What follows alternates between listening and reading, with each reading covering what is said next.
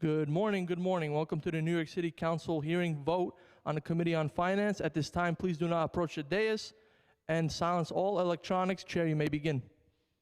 Thank you, Sergeant.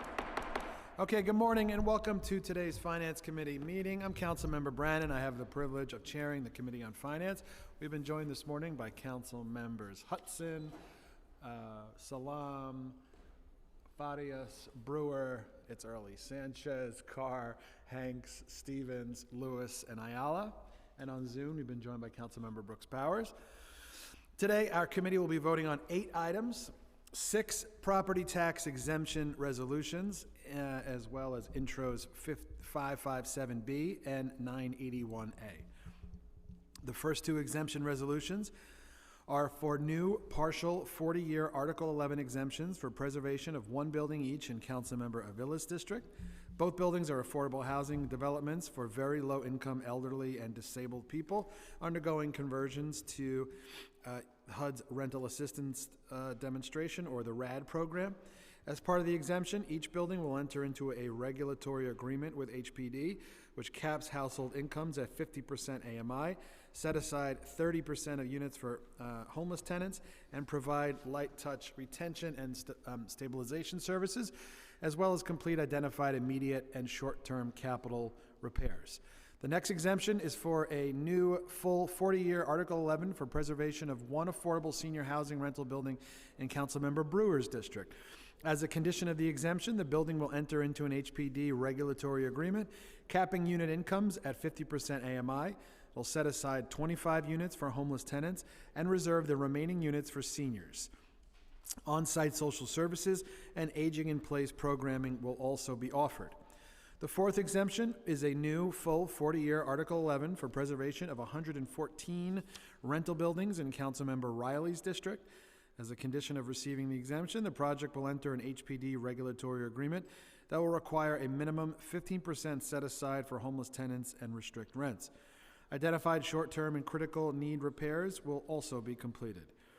The fifth exemption is a new partial 40-year Article 11 for preservation of 1 rental building in Councilmember Abreu's district. As a condition of receiving the exemption, the building will complete identified short-term and critical need repairs, as well as enter into a 40-year HPD regulatory agreement, which would set aside 15% of units for homeless tenants and participate in HPD's aging-in-place initiatives, imposing rent restrictions.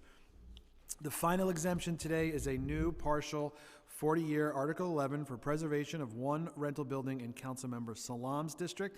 As a condition of receiving the exemption, the building will complete identified short-term and critical need repairs and enter into a 40-year HPD regulatory agreement, which sets aside 15% of units for homeless tenants participating in the HPD Aging in Place initiative and imposing rent restrictions. Finally, the 2 bills, 557B, sponsored by Councilmember Brewer, would require the New York City Office of Technology and Innovation to create a specific 311 category for the public to file complaints related to unlicensed cannabis retailers.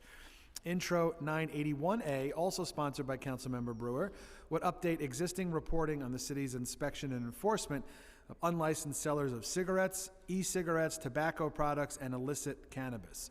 This update will involve reporting related to the new enforcement actions local authorities may make under state cannabis law and provide increased details on the outcomes of each inspection that's been conducted by city agencies. I'd like now to recognize Councilmember Brewer for remarks on her bills. Thank you very much. As you indicated, 557 collects the details of unlicensed cannabis store complaints and sends them to the sheriff's office. Right now, you call 311, you don't collect it. It just goes to the sheriff's office and nobody knows the data. So that's what 557B is all about. 981A requires reporting relating to the expanded local authority to conduct enforcement actions and increase details on the outcomes of each inspection. We know how important Operation Padlock to Protect is, to the credit of the sheriff, and it's an example of building the plane while flying it. Some essentials were missed, such as public reporting on enforcement activity and creating, as I said earlier, a proper 311 complaint system, which the public needs. The sheriffs has done a great job stealing stores since the start of Operation Padlock to Protect in May, and that enforcement will continue indefinitely. But we need two things: ongoing support from OMB and enhancement to the enforcement process.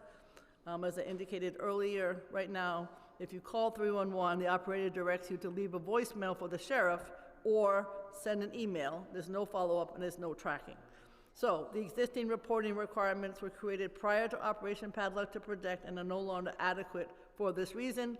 And I certainly want to thank all the amazing staff members who participated. I'll list them later when we speak, and particularly Sam Goldsmith from my office. I also, do I talk about land use now or wait? Talk to that. Okay, so the chair mentioned a building in my district for a 40-year Article 11 tax exemption. This is a building now owned by by the supportive and, what's the name of it? WSSP. It's basically an organization that supports affordable housing for seniors. And this particular building is landmarked. This particular building had women in it for many years in terms of not affordable, but a place that women could go to be safe over the years. It was originally built by the Vanderbilts many, many years ago, and it's very exciting that it'll be converted with its beautiful architecture inside and outside for affordable housing. And so thank you very much.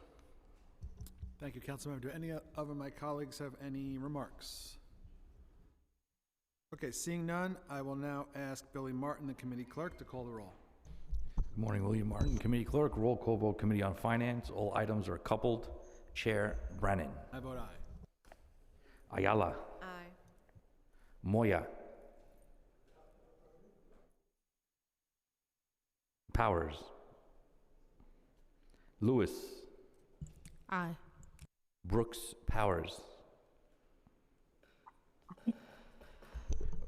Brewer. Aye. Farias. Hanks. I vote aye. Hudson. Aye. Osei. Sanchez. Aye. Stevens. Aye. Williams. 1. Salam. I vote aye.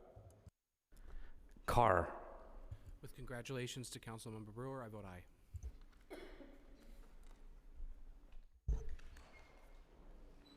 Powers. With a vote of 12 in the affirmative, 0 in the negative, and no abstentions, all items have been adopted by the committee. Okay, we're going to leave it open, but you guys can go. Thank you. Except Althea. See me after class?